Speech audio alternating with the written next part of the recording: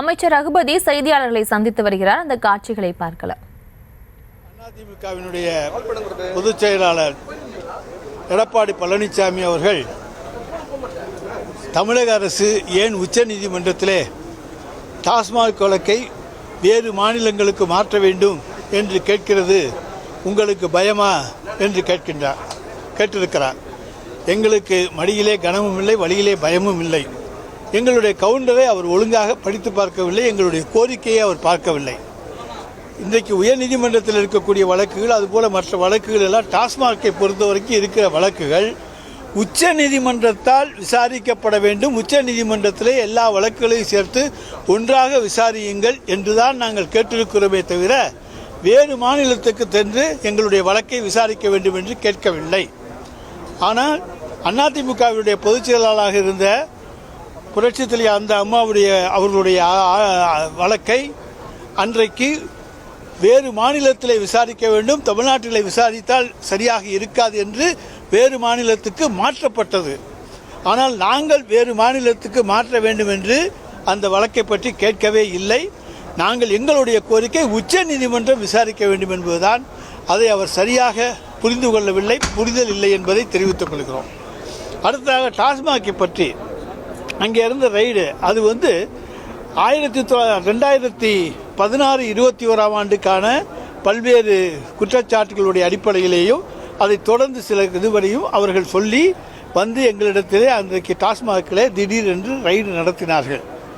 ஆனால் என்ன தொகை எவ்வளவு என்று எதுவுமே அவர்கள் வெளியிடவில்லை. என்ன கணக்குகள் கைப்பற்றினோமா, எவ்வளவு தொகை அங்கே முறையீடு செய்யப்பட்டது என்பதெல்லாம் சொல்லவில்லை. அன்றைக்கு ஒருவர் சொன்னார், பாரதிய ஜனதா கட்சியினுடைய தலைவர் 1000 கோடி ரூபாய் என்று சொன்னார். அதைத்தான் அடுத்து இடி சொன்னது. அதாவது என்ன அண்ணாமலை சொன்னாரோ அதை இடி சொன்னது. அதற்கு பிறகு டெல்லிக்கு சென்று பார்த்துவிட்டு வந்த பிறகு எடப்பாடி பழனிசாமி அது 1000 கோடி என்றார். எனவே இவர்களுக்குள்ளே உள்ள தொடர்பு அதன் மூலமாக தெரியுமே தவிர நிச்சயமாக எங்களுடைய ஆட்சியிலே டாஸ்மாகிலே எந்த முறைகேடும் இல்லை என்பதை எங்களாலே நீதிமன்றத்திலே நிரூபிக்க முடியும். எந்த தவறுக்கும் எங்களுடைய தலைவர் இடம் கொடுக்கவில்லை, முதலமைச்சரோ அரசோ இடம் கொடுக்கவில்லை என்பதை நாங்கள் வழக்கு அவர்கள் தொடர்ந்தால் அந்த வழக்கிலே நிரூபிக்க முடியும்.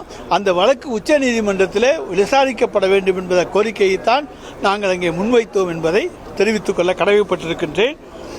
அதனால் சட்டமன்றத்தில் டாஸ்மாகை பற்றி பேசலை, எங்களுக்கு அனுமதிக்கலைன்னு சொல்கிறார். நீதிமன்றத்தில் இருக்கக்கூடிய ஒரு வழக்கை பற்றி விசாரிக்கக்கூடாது. உடனே அவர் சொல்லுகிறார், நீங்கள் டிரான்ஸ்ஃபர் பெட்டிஷன் போட்டிருக்கீங்கன்னு. நாங்கள் டிரான்ஸ்ஃபர் பெட்டிஷன் போடவில்லை, கவுண்டரில் சொல்கிறோம். இந்த மாதிரி ஒரே இடத்தில் அந்த உச்ச நீதிமன்றத்திலே எல்லா வழக்குகளையும் விசாரியுங்கள் என்று அந்த அடிப்படையில் தான் இன்றைக்கு நடைபெற்றிருக்கிறது. வரலாற்று சிறப்புமிக்க ஒரு தீர்மானத்தை. ஏனென்று சொன்னால் 2-3 தினங்களுக்கு முன்னாலே நம்முடைய இந்திய பிரதமர் இலங்கைக்கு சென்று அங்கே இருக்கக்கூடிய இலங்கை அதிபரோடு பேச்சுவார்த்தை நடத்தினார்.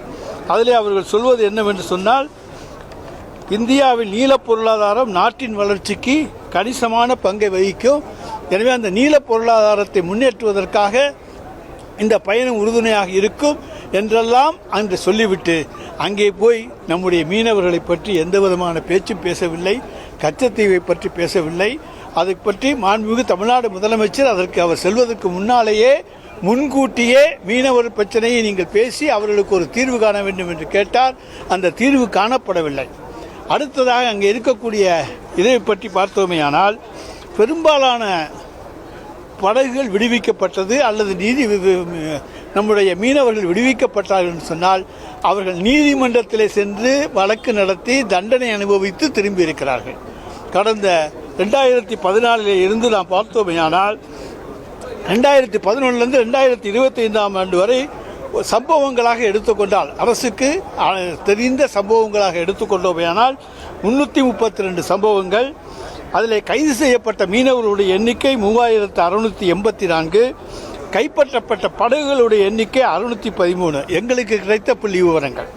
விடுதலை செய்யப்பட்ட மீனவர்களுடைய எண்ணிக்கை 3601. அது நீதிமன்றம், அதாவது மத்திய அரசு பேசி ஒன்றிய அரசு பேசி விடுதலை செய்வது 10% கூட இருக்காது. ஓராண்டு 6 மாதம் 1.5 ஆண்டு காலம் என்று தண்டனையை அனுபவித்து கடுங்காவல் தண்டனையை அனுபவித்து தான் அந்த மீனவர்கள் திரும்பி இருக்கிறார்கள். இப்பொழுது 83 மீனவர்கள் இலங்கை சிறையில் இருக்கிறார்கள்.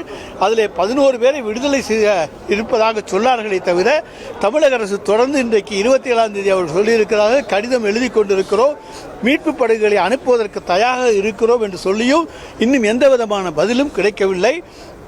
எனவே அவர்களும் இன்றைக்கு சிறையில் இருந்துதான் வெளியே வருகிறார்கள். எனவே தமிழ்நாட்டு மீனவர்கள் மீது ஒன்றிய அரசு தேர்தல், அதாவது 2014 தேர்தலுக்கு முன்னாலே நாங்கள் அவர்கள் நலனை அக்கறை எடுத்துக்கொள்வோம், ஒருவர் கூட கைது செய்யப்பட மாட்டார் என்று சொன்னார்கள். இன்றைக்கு பல்லாயிரக்கணக்கான மீனவர்கள் கைதுக்கு அவர்கள் காரணமாக இருந்திருக்கிறார்கள்.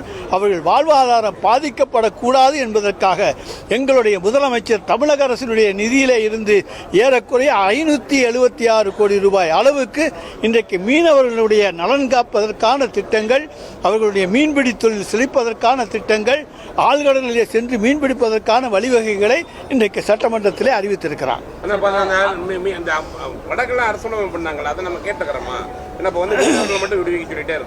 நாங்கள்